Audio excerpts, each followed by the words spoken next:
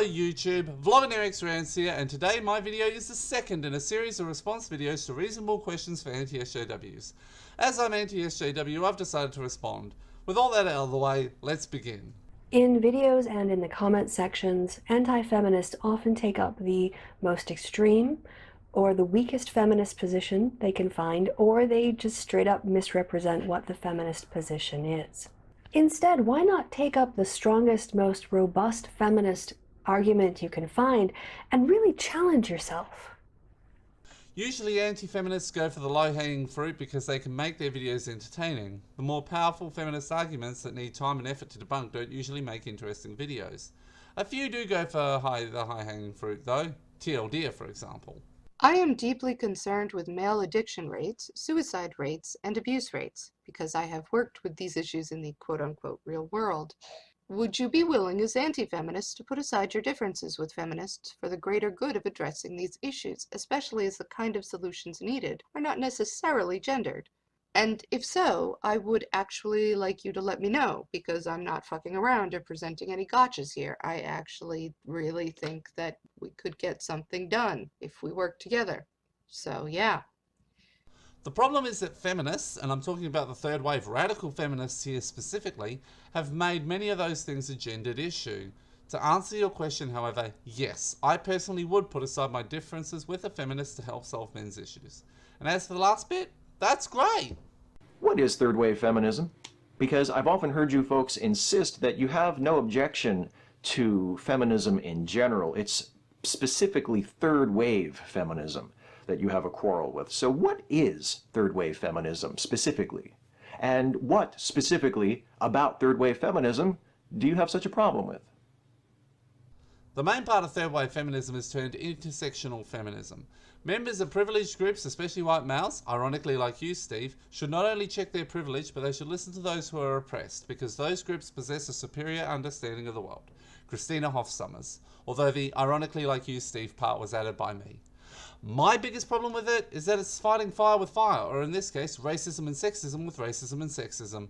In addition, there are also so many points of privilege and oppression that, in debates where this stuff has to be used to sort the talking order, nothing gets done. My biggest problem with it is that it's fighting fire with fire, or in this case, racism and sexism with racism and sexism. Also, because feminism has become a label that people can hide behind to justify their misandry, anti-white racism and other forms of bigotry. Why is it that this feminist represents all feminists, but this men's rights activist doesn't represent all men's rights activists? Whoa, wait, sexism all of a sudden? Ladies and men are different? So we're supposed to punch men and not hit ladies and open doors for men, but not ladies? Fuck you, get out of my face, you tiny piece of shit. For the claim that guy you showed was an MRA, source please. As for the rest of your question, I know that Trigglypuff doesn't represent all feminists. She doesn't represent Christina Hofsummers, for example. Trigglypuff is a symptom of some major issues with intersectional feminism, however. Mainly, the shutting down of certain groups of people based on things they can't control. Very similar to what the far right does. Just flip the genders and races, usually.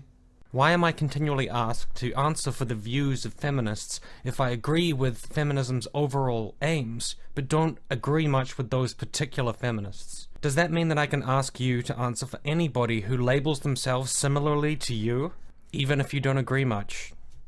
For the first part of the question, there are multiple different strains of feminism, with intersectional feminism being the main group. You can use subgroups of feminism to get out of answering for certain feminists, though I will pin you to those who agree with that strain.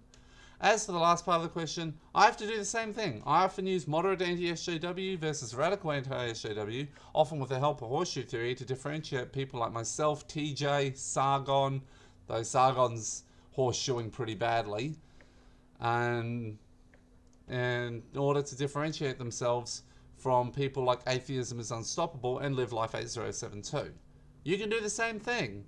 If SJWs are bad because they spend too much time whining and don't talk about real problems, then why aren't you talking about those problems instead of just whining about the other people over and over and over for literally years? I mean, in the scale of priorities, that's like even lower, right? You know, you've got the real problems, you've got the things that feminists worry about, and then you've got you going, oh, how dare they? Just How dare they have different priorities from me? Why can't they do what I do? Whine about whining.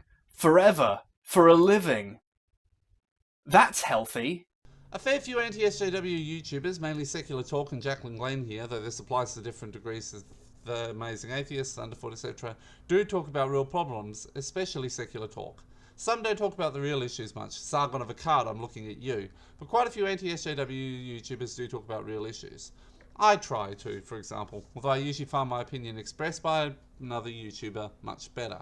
Why don't you seem as concerned with actual feminist theory in academia as you are with wrecking people for views? Because going after feminist theory is boring. Wrecking people is interesting and generate lots of clicks. That is literally the case for a lot of these. Since so many of you profess to be admirers of second-wave feminism as opposed to third-wave feminism, I thought it would be interesting to ask which second-wave feminists in particular do you appreciate? Which books written by second-wave feminists have you read and found interesting? Which second-wave feminist activists have you specifically admired as you formed the opinion that you like second-wave feminism but you have no use for third-wave feminism? I'm just curious. I appreciate and admire Betty Friedan. I haven't read any books by second-wave feminists, although works by Betty Friedan would possibly be of interest to me. You do understand that reading the title of a book or an article or watching the first 15 seconds of a video is not going to give you a deep, nuanced understanding of what that book or article or video is about, right? That being said, how can you expect to understand or critique feminist sources if you don't even attempt to understand what they're trying to say? Yes, I am aware of the term "don't judge a book by its cover," which is what I think you're getting at.